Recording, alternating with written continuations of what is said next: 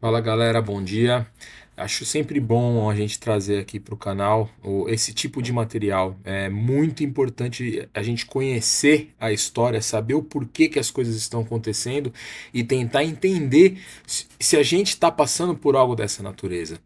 O Kim Paim, ele retrata aí toda essa parte da Revolução Colorida, todas as características, tudo que está se passando, ele vai linkando um ponto com o outro e assim, tudo se encaixa e a história sempre se repete. Assistam até o final, que é muito importante a gente ter conhecimento e não só ter informação, mas absorver conhecimento. Curta, compartilha e não se esqueça de se inscrever no canal. Vamos dar uma olhada aqui primeiro. O que seria uma revolução colorida? Pra quem não sabe o que é. Eu perguntei pro ChatGPT, na verdade eu pedi, eu falei, ChatGPT, me faz aí em formato de tópico a explicação do que é uma revolução colorida. Aí ele me deu. Tá um negócio muito bonitinho. Né? É como a versão oficial quer vender. Aí eu falei, tá, agora me dá o que os críticos falam sobre o que é revolução colorida. E a parte de baixo. Então, o que seria? Movimentos políticos e sociais que buscam a mudança de regime através de protestos pacíficos. Utilizam cores e símbolos para identidade e mobilização. Versão oficial. Pela visão crítica, normalmente está sempre associado a uma tentativa de golpe de Estado. Críticos argumentam que essas revoluções são formas de golpe de Estado disfarçadas destinadas a mudar regimes por meios não democráticos. Instrumentalização da política. Alegam que os movimentos são manipulados por forças externas para atingir objetivos políticos. Contexto histórico. Surgiram após o colapso da União Soviética, a ascensão de regimes democráticos na Europa Oriental. Exemplos incluem a Revolução das Rosas na Geórgia, Laranja na Ucrânia, Revolução das Tulipas no Quirguistão. Pela visão crítica, o contexto das críticas. Primeiro ponto, intervenção estrangeira. Acusa-se que governos estrangeiros e ONGs apoiam financeiramente e logisticamente os movimentos para influenciar a política local. 2. Desestabilização. Alguns críticos veem essas revoluções como tentativas de desestabilizar governos que não alinham com interesses externos. Características principais: protestos pacíficos, manifestações, marchas, ações não violentas. Eu acho que quando a gente olha no horizonte, tem manifestações. E não necessariamente as manifestações são organizadas por quem está por trás da revolução. Às vezes o cara está fomentando que isso aconteça. E a gente vai ter aí o 7 de setembro. Por exemplo, a questão da época não foi só por 20 centavos. Ali na época, depois fizeram vários estudos, ficou provado. Ali foi uma tentativa de revolução colorida. Começou daquele jeito, depois o povo tomou as ruas. Mas o início teve um objetivo, né? A fagulha foi proposital.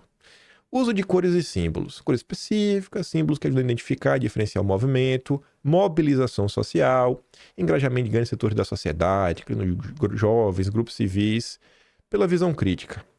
A questão de mobilização e financiamento meio que recebe apoio financeiro e logístico de fora do país, levantando questões sobre a independência dos movimentos. Desafios à legitimidade. Alegam que os movimentos desconsideram os processos políticos e eleitorais existentes, minando a legitimidade do governo atual. Métodos e estratégias. Desobediência civil. Eu acho que, inclusive, esse termo, né, desobediência civil, ele ganhou destaque nos últimos dias. Por questão do Twitter, VPN, não ganhou? É só uma constatação. Ações como boicotes e greves, campanhas de mídia e comunicação, uso intensivo de mídia social e outras plataformas para disseminar mensagens. Eu acho que toda essa insatisfação em relação ao que está acontecendo no Brasil vem sendo feita através, realmente, de mídia social. Apoio internacional. Algumas revoluções recebem suporte de governos estrangeiros ou organizações internacionais. Talvez até o apoio do próprio Elon Musk, né? Aqui estamos aí, viva Brasil, viva a democracia! Ele está aloprando nos últimos dias. Pela visão crítica, né? Campanhas de desinformação. Críticos afirmam que a disseminação de informações falsas para desacreditar o governo atual e criar um clima de satisfação. Manipulação de mídia. Uso intensivo de mídias sociais para criar uma narrativa favorável ao movimento e pressionar a opinião pública. Quando eu vejo Elon Musk republicando decisões que ele já tinha publicado, eu fico meio assim. Exemplos notáveis. Aí tá lá, né? E embaixo tá as explicações do o que estaria por trás desses eventos. Tá ali o segundo, né? Crítica sobre a influência de governos ocidentais e ONGs na mobilização e financiamento de protestos, na laranja e das tulipas. Alegações de que a revolução foi instigada por interesses externos para controlar a região estratégica. Impactos e evoluções, e depois só tem o último, que é o desfecho. Mudanças de regime. Muitas vezes resultam na substituição de líderes e mudanças políticas. Bom, o que a turma está falando agora? A turma vem lá de fora. Que no Brasil, na verdade, está tendo uma revolução colorida pró-Lula. Então, se é pró-Lula, não é para ter substituição de líder, mas, quem sabe, uma mudança política. Uma mudança política. Que mudança política seria essa? Vocês lembram de 2013? O povo está insatisfeito, era Dilma, começa a crescer o sentimento antipetista, ela não cai, se reelege, volta, depois a coisa volta de novo, conta de tem impeachment. Qual era o grande plano naquela época? Era um governo da chamada terceira via. Deu errado. E o que deu errado? Apareceu o Bolsonaro. Não estava no cálculo. Eles não esperavam que iria aparecer um Bolsonaro no meio da história. A gente tira a Dilma, pá, beleza. Não deu. Aí teve também o Joesley Day. Ali frustrou totalmente os planos do Temer de buscar uma reeleição, né? Quando era presidente. Então tiveram alguns eventos. E quando você olha para o Brasil hoje, Lula, Galípolo no Banco Central, né? O grupo dos amigos, vários amigos e várias posições-chave, algumas políticas aí que você bota a mão na cabeça e fala, rapaz, essas políticas de campeão nacional tá bem complicada. Bancos, lucro recorde. O Alckmin é vice do Lula. Nossa! Sabe?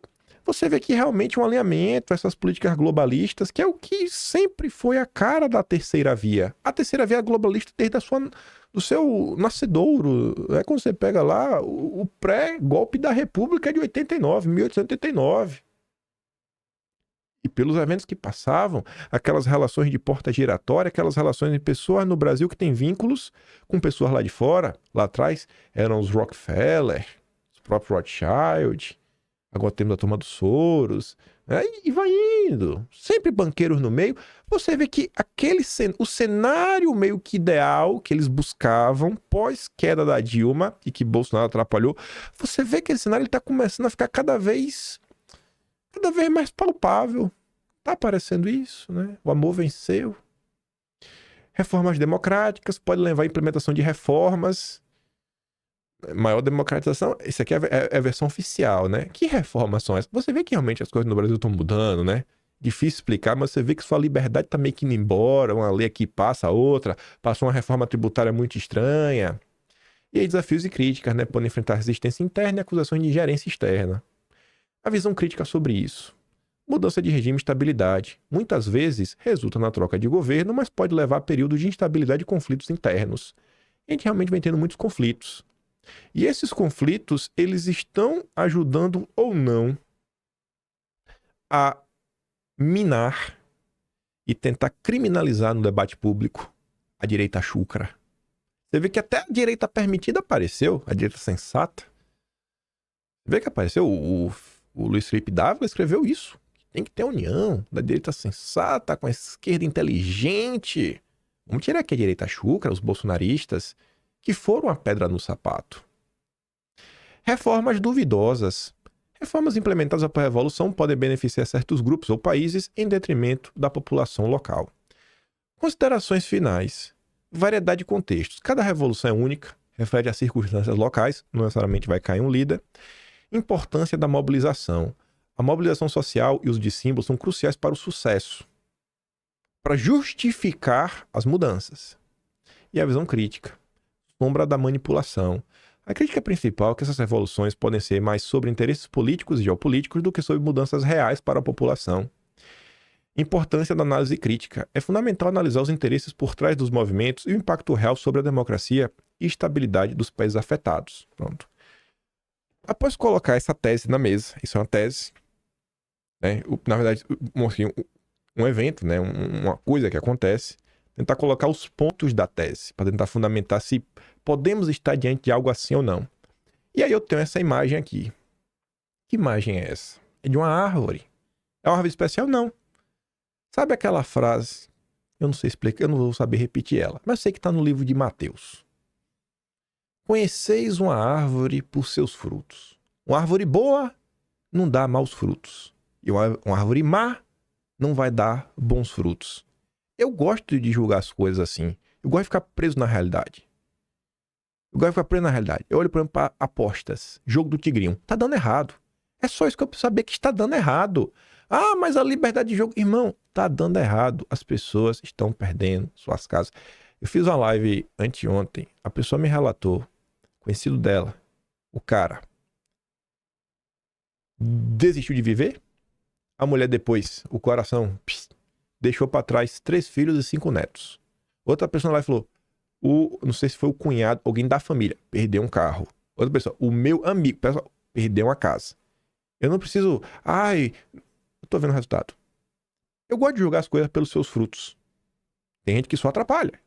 Falei ontem até da questão do Oswaldo Eustáquio. Aí, aqui são alguns fatos. Elon Musk já regou antes, como arregou agora. E daí, não sei, mas tá aí. É um ponto que gira na minha cabeça. Segundo, Elon Musk, ele tem laço com o governo, não brasileiro, o governo americano. E que laço é esse? A Starlink, ela tá ligada à SpaceX. A SpaceX é uma empresa do chamado complexo militar. É o grupo mais forte que existe lá no chamado Deep State. E quando você olha isso, que ele tem lá, SpaceX, você vê, cadê a embaixada americana? Não, estamos aqui, né, observando, estamos preocupados com a democracia, a liberdade de expressão. Cadê a embaixada americana? Acho muito curioso, sabe, uma coisa dessa. Rapaz, se fosse algo assim, né, o Maduro travasse as coisas, rapaz, eu acho que ia ter uma confusão miserável. Mas tá assim, né, eu fico assim, o que é que tá acontecendo? Não sei. Outro ponto, os Estados Unidos nunca nos ajudaram. Nunca. Na história do Brasil, os Estados Unidos só entra pra subir e trair. Só. Papinho furado. Essa balela eu não compro. Quem quiser ir comprar, compra. Ao longo da história, a gente já explicou o dossiê histórico que tem pra provar. Depois, tem aquelas denúncias do Mike Benz. Olha, o que tá acontecendo no Brasil. Tem dedo da USAID, da NET. Aquela denúncia que ele fez, né, que foi do USAID, dos 30%, assim, de todo o orçamento do órgão, 30% o Mike Benz diz que foi gasto no Brasil para avançar com a agenda de censura. Aí o Elon Musk tem alguns advogados que chamam a atenção. Galera que desde idos muito antigos já participava desses eventos internacionais, que até os Rothschild estavam no meio, né? Aí você vê essa coisa, né? O filho Thomas Paz. Chama atenção o que está acontecendo. Nenhuma denúncia que a Elon Musk pontuou até agora é denúncia nova. Vou criar agora eu vou expor tudo. Não tem nada novo. Querendo ou não, desviou o foco da atenção. As questões da Elon Musk desviou o foco da eleição, ninguém mais fala de eleição. O Musk, isso aqui é um ponto que a direita às vezes não presta atenção, gente. Vocês deveriam se questionar.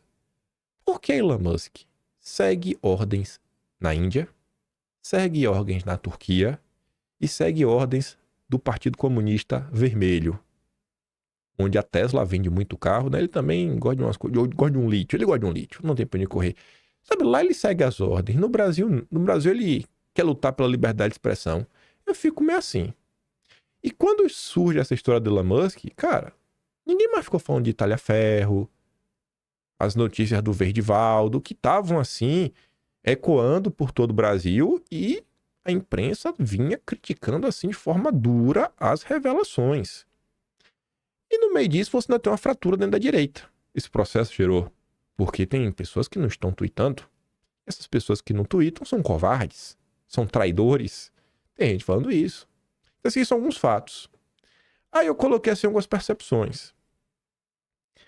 Possíveis punições podem estar a caminho. Pode ou não pode? Amanhã não pode ser uma lista de pessoas que vão ser multadas por usar VPN? É uma possibilidade. Isso pode gerar mais satisfação. Inclusive, a gente viu muitas notas nos últimos dias falando, olha, tá acontecendo aí, pode até inflar aí o 7 de setembro, que é movimentação de rua. Bom, Eu acho que todo mundo vai concordar que o 8 de janeiro, o evento 8 de janeiro, acabou por dar justificativa para muita coisa no Brasil. Muita coisa foi justificada sobre o 8 de janeiro. Eu não sei o que vai acontecer no 7 de setembro. Eu estou querendo fazer aqui um paralelo. Pessoas tomando a sua. Exatamente isso. Eu tenho uma percepção que o Brasil está começando a voltar aos rumos de 2018 sem Bolsonaro. Um cenário sem Bolsonaro, que eu tô falando, né? Assim, Alckmin, né? A turma aí do establishment sempre, todo mundo bonito, um grande pacto nacional de amor, carinho, campeões nacionais. E o Elon Musk, não, ele deixa umas pontas soltas. Muita gente diz, pô, banir o Twitter é desproporcional. Mas, ao mesmo tempo, existe que você tenha na lei, né? Uma questão de... Tem que ter um representante no país. Aí eu olho assim, que os sinais apontam para uma possível revolução colorida. Inclusive, jornais internacionais falam que o Brasil sofre uma revolução colorida pró-Lula. Que vários desses eventos podem estar se encaminhando nessa direção.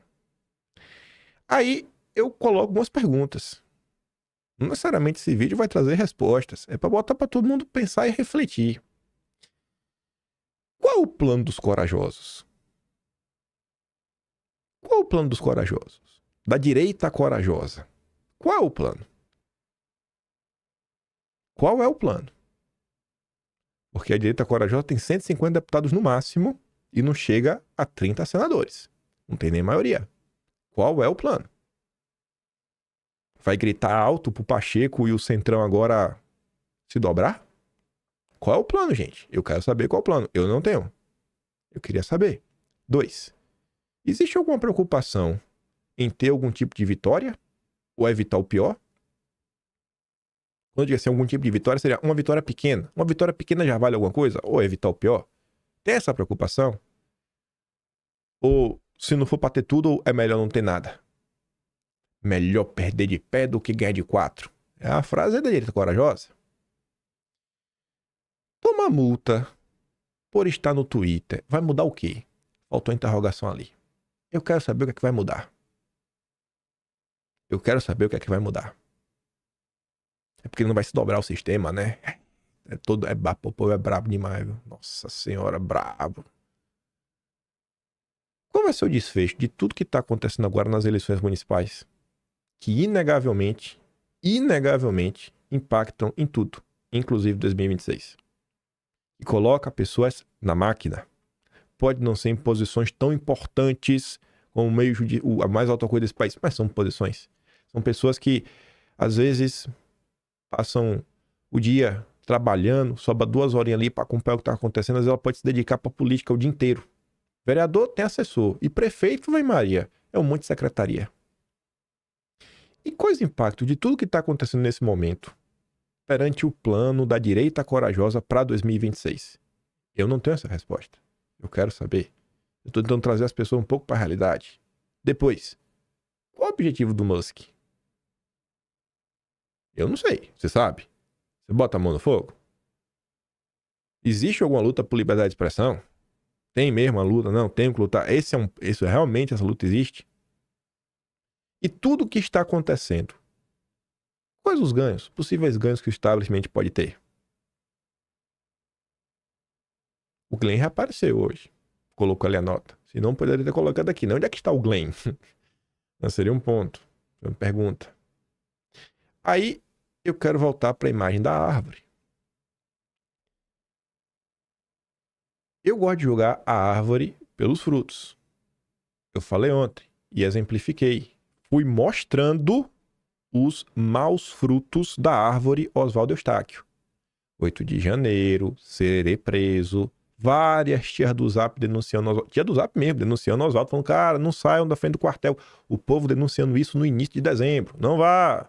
O que ele aprontou em 2021, os amigos dele, inclusive, é o cara que dirigiu o carro do Jorge Santos, que ia colocar um naquele caminhão-tanque, né, que é para o aeroporto. Imagine se explodisse, rapaz, e várias outras coisas. Eu já vi os frutos, são todos podres, todos. Ele tá de volta. Qual é o plano? Qual é o plano do pessoal? Quando a gente vai começar a julgar as coisas pelos seus frutos reais, concretos e que entregaram?